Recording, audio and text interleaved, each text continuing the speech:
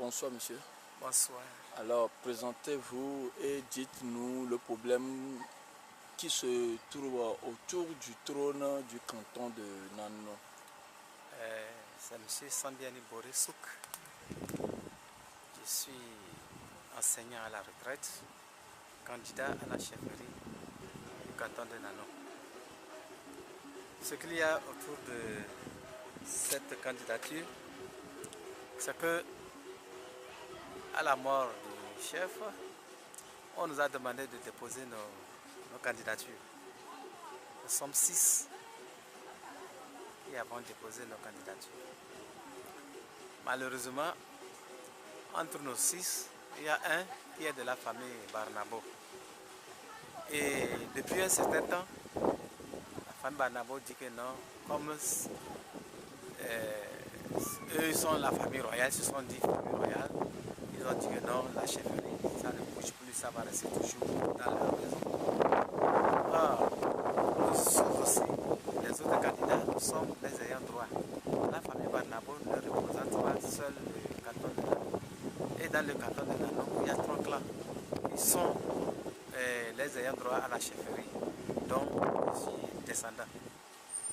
Donc, les 3 familles sont, il y a la famille Toarmbak, dont je suis descendant, il y a la famille Nabnartim, il y a la famille Nganoutim.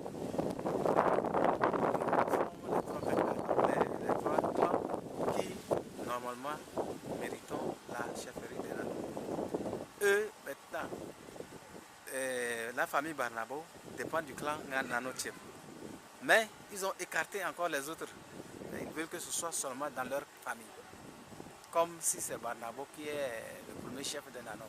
Le premier chef de Nano, c'est tout simple. C'est lui, notre ancêtre, c'est lui qui est venu avec la chefferie de Nano. Donc, comme ils ont parlé de la force, ils ont dit qu'ils comptent sur leur colonel. Ils ont un colonel dans l'armée, donc ils comptent sur le colonel. C'est le colonel qui va leur donner la chefferie avec force. Ça se disait, nous, on n'avait pas quand même banalisé l'affaire.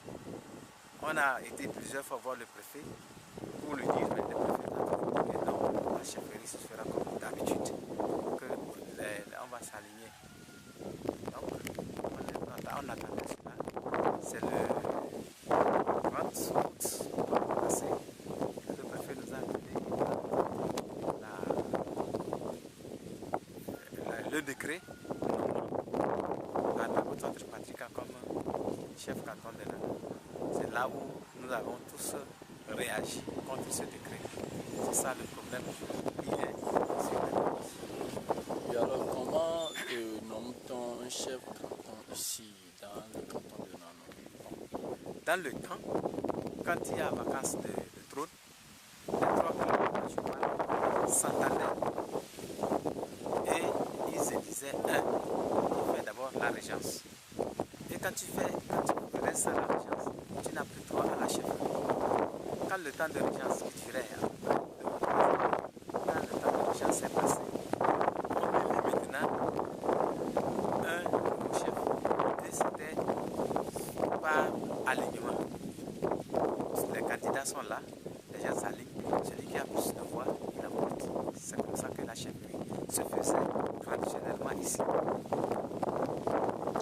Si maintenant on doit nommer un chef canton par décret, vous n'aurez pas que la tradition perd un peu la tradition parce que les us parlent un point. Voilà, là même, en nommant le chef par décret, ils ont violé les articles 10, 11, 12 de la loi régissant la chefferie traditionnelle. Parce que l'article 10 de cette loi stipule que le chef traditionnel est élu soit par la voie coutumière, soit par l'alignement. Et par la voie coutumière, c'est ce que je vous disais, c'est ce que les gens, les anciens se réunissaient pour élire. Voilà, ils n'ont pas respecté cette par alignement aussi, ils n'ont pas respecté cette règle. Donc vraiment, ils ont tordu la loi.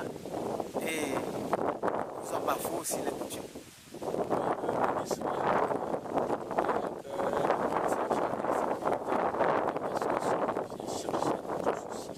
Bien. Le colonel hier est en somme le représentant de Tanguaré dans le gouvernement. Donc, comme le problème de chef, actuellement il y a le gouvernement la main du gouvernement qui est dedans. Il est intéressé. C'est la raison pour laquelle, lorsque nous avons préparé pour aller rencontrer le ministre Bawara, le préfet nous a dit que le ministre Yarka a demandé à nous rencontrer. Et c'est ce qui s'est passé le 10. Le 10 septembre. Et on lui a expliqué le problème. On lui a dit que voilà, c'est ça. Et que nous, derrière nous, les candidats, on a beaucoup fait. Sinon, la population a voulu se soulever. C'est nous qui avons demandé à la population de se calmer. Parce que nous ne voulons pas la violence. La population s'est calmée.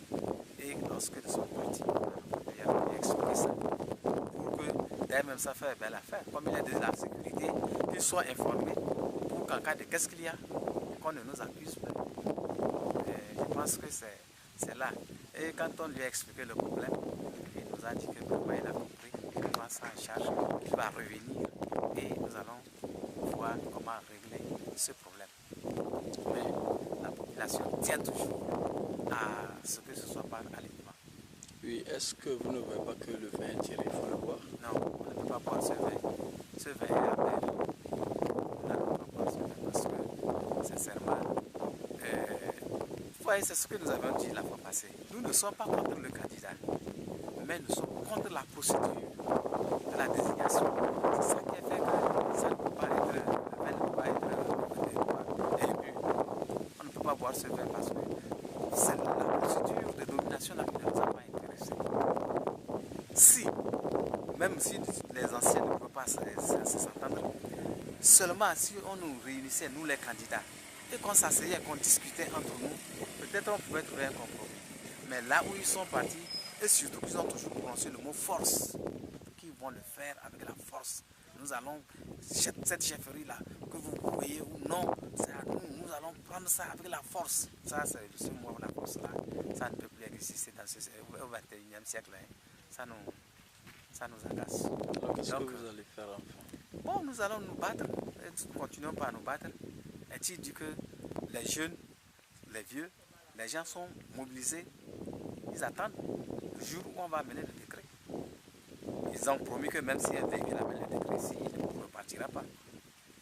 Donc, c'est en ce moment que ça fera, c'est en ce moment qu'il y aura le désordre, c'est en ce moment qu'il y aura le soulèvement, c'est en ce moment qu'il y aura le trouble. Et c'est ça qui est mauvais. C'est ce que nous voulons éviter. C'est pourquoi nous sommes allés vers les autorités pour leur dire que, attention, pour attirer leur attention sur l'acte qu'ils ont posé. Il ne faudrait pas que les conséquences, quand il y aura les conséquences qui disent que oui, oui, tel candidat a soulevé les gens, tel candidat a soulevé les gens, non. Nous ne préparons pas le soulèvement, mais le soulèvement, ce sont eux qui veulent créer. Ceux qui ont signé le décret, ce sont eux qui veulent créer le soulèvement.